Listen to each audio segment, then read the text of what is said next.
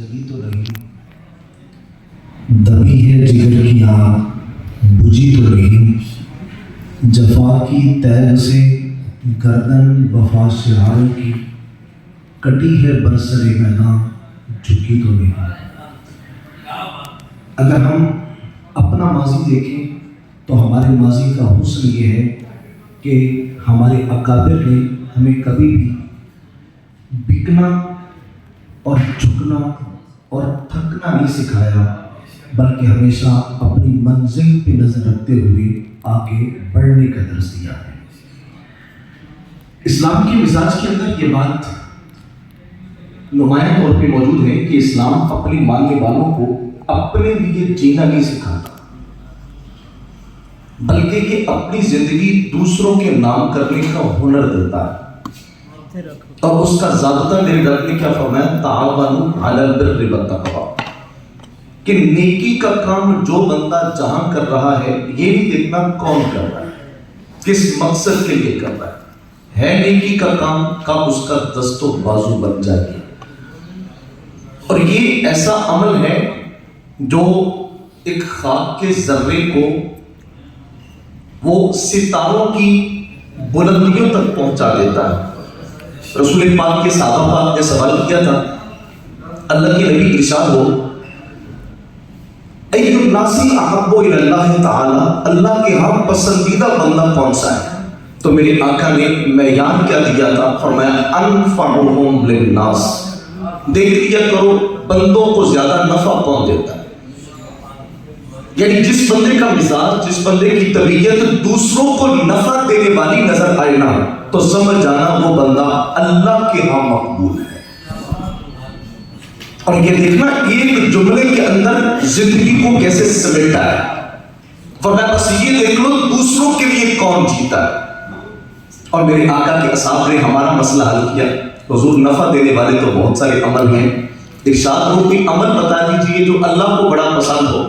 میرے آقا نے 4 لفظ بولے، فرمایا سرور تدخلہ علی مسلم، زندگی میں کوئی ایسا کام کر جاؤ کسی مسلمان بھائی کا دل خوش ہو جائے۔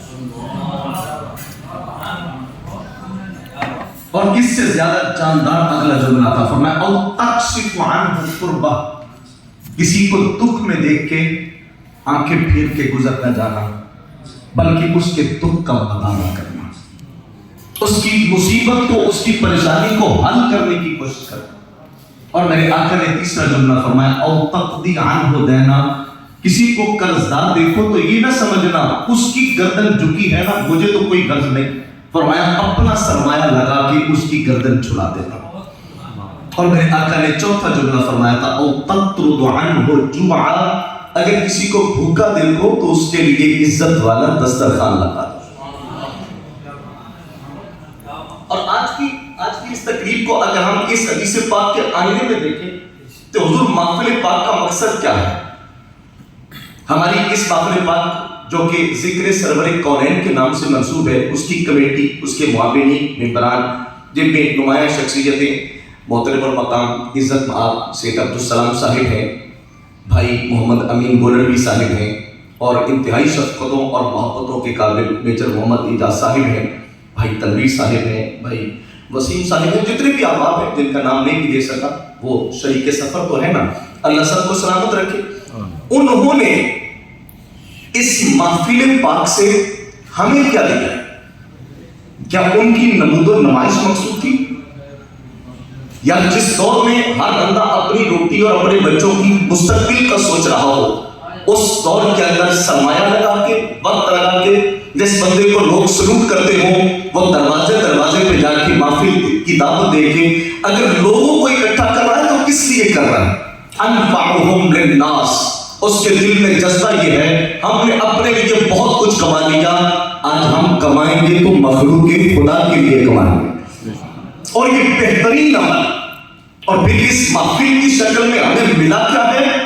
جب یہ دیکھا کہ قبلہ مفتی اعظم پاکستان آبروئے علم دانش، ابشار علم و حکمت حضرت علامہ مفتی منیب الرحمان صاحب تشریف لے کے آ رہے، ہر دل خوشی سے مسرور تھا اور ہر چہرہ وہ خوشی سے چمک رہا تھا کہ یار چلو زندگی میں ہمیں اس حکمت اور دانائی کے پہاڑ کی زیارت کا موقع مل جائے گا، اور پھر جو ہمیں درس دیں گے، جو سبق دیں گے، تزکیہ کریں گے، اس سے کس قدر خوشی ہوئی۔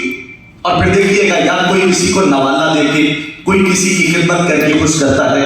انہوں نے ہمیں علماء کی مجلس میں بٹھا کے ذکر سرور کونین کے عنوان اور جھنڈے کے نیچے جمع کر کے ہمیں وہ خوشی دی ہے جو دنیا میں بھی کام آنے والی ہے، قبر حشر میں بھی کام آنے والی ہے۔ اور ہم نہیں جانتے کتنے دکھی آئے ہوں گے، اس محفل کی برکت سے رب نے ان کے دکھوں کو سکھوں میں بدلا ہوگا، پریشانیوں کو آسانیوں میں بدلا ہوگا، ان کی وہ سیاہ دلیوں کو روشن زمینی میں تبدیل کیا ہوگا۔ لیکن عزیز دیکھیے گا، یہ محفل پاک اور گھر گھر پیغام دینا یہ سب کا کام تھا، مگر فرض کفایہ ہے ان مٹھی پر لوگوں نے اس محفل پاک کا اہتمام کر کے ہم سب کی گردنوں کو آزاد کیا۔ یہ قرض ہم سب کا تھا مگر نبھایا ان لوگوں نے، یہ ہمارا قرض انہوں نے چکایا۔ اور پھر اگر دسترخوان کی بات ہو تو جہاں پر ظاہری نعمتیں اس وقت سجی تھی، اظہار تشکر کے لیے آج بھی سجی تھی، اور پھر وہاں پر ایک ظاہری نعمت کے ساتھ ساتھ باطنی نعمتوں کا ایک عظیم دسترخوان تھا۔ علماء تشریف فرماتے، سادات کرام تشریف فرماتے، مشائخ تشریف فرماتے، اور ان کی حکمت بڑی دلائل والی باتیں تھیں۔ تو وہ کیا دے گئی ہمیں؟ وہ ہمیں ہمارے پیٹ کی خوراک بھی، ہمارے دل کی خوراک بھی، ہماری روح کی غذا بھی ہمیں دے گئے۔ اس کا مطلب کیا ہوا؟ ساری باتوں کو سمیٹنا ہے کہ یہ ہمارے محسن ہیں۔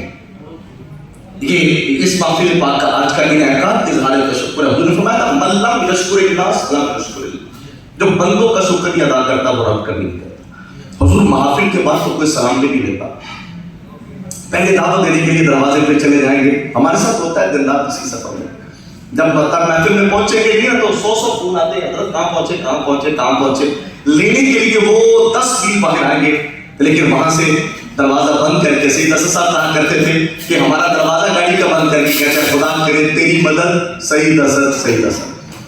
یعنی لینے کے لیے تو سارے بڑھتے ہیں، بعد میں جب چھوڑنے کا مسئلہ آتا ہے تو وہ راستہ بھی نہیں بتاتا۔